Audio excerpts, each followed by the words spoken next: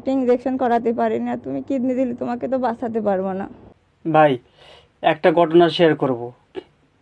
মানুষ যে কতটা স্বার্থপর এটা সীমানার বাহিরে। ঠিক আছে, আমি আজকে আপনাদের একটা ঘটনা শেয়ার করব, আপনারা মনোযোগ দিয়ে শোনেন। ঠিক আছে, এক আপুর বিয়ে হয়েছে 2006 সালে। ঠিক আছে, তার একটা পুত্র সন্তানও আছে। তো তাদের সংসার ভালো চলছিল, হঠাৎ নানান সমস্যা, অভাব অনটনের মধ্যে পড়ে। তো তার স্বামী দীর্ঘদিন, মানে তার স্বামী বিদেশ যায়। বিদেশ যাওয়ার পরে, সে দীর্ঘদিন বিদেশ করার পরে তার স্বামী অসুস্থ হয়ে পড়ে। ঠিক আছে, তো ওখান থেকে তার স্বামী দেশে আসে। আসার পরে তার স্ত্রী তার স্বামীর চিকিৎসা করে। তো চিকিৎসায় ধরা পড়ে তার স্বামীর কিডনি নষ্ট। ঠিক আছে, দুইটা কিডনি নষ্ট। এখন তার বউ, তার স্বামীকে তো বাঁচাতে হবে, তাই না? কারণ একটা মেয়ের মূল্যবান সম্পদ হচ্ছে তার স্বামী। তো তার স্বামীকে কিভাবে বাঁচাবে? টাকা পয়সা দিয়ে তো কোনো সময় বাঁচানো যায় না। ঠিক আছে, অনেক সময় অন্য কিছু লাগে।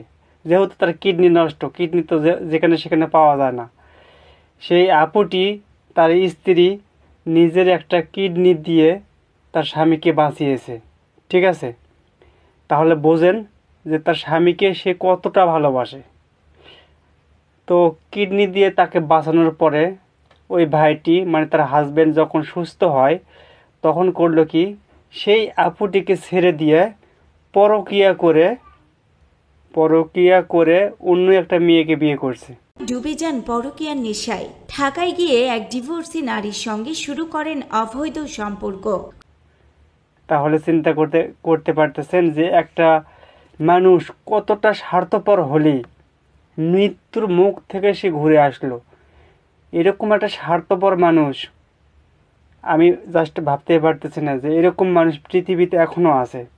আরে ভাই, তোরে কিডনি দিয়ে বাঁচাইছি, তার কি মূল্য নাই তোর কাছে?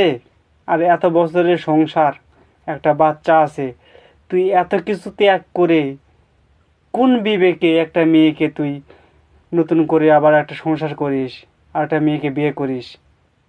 ভাই আমি ভাবতে পারতেছি না। এই ঘটনা দেখার পরে আমি সত্যি বলতেছি, আমার মন ভীষণ খারাপ, আসলেই খারাপ, যে এরকম মানুষ এখনো পৃথিবীতে আছে। ঠিক আছে, তো যাই হোক, মূল্যবান মন্তব্য কমেন্ট করে জানান। ঠিক আছে, এই কাহিনীটা দেখে আমি সত্যি খুবই খারাপ লাগতেছে। আমি ঘটনাটি দেখলাম 1 ঘন্টা আগে, তো ভাবলাম আপনাদের মাঝে শেয়ার করি। তো ধন্যবাদ, ভালো থাকবেন।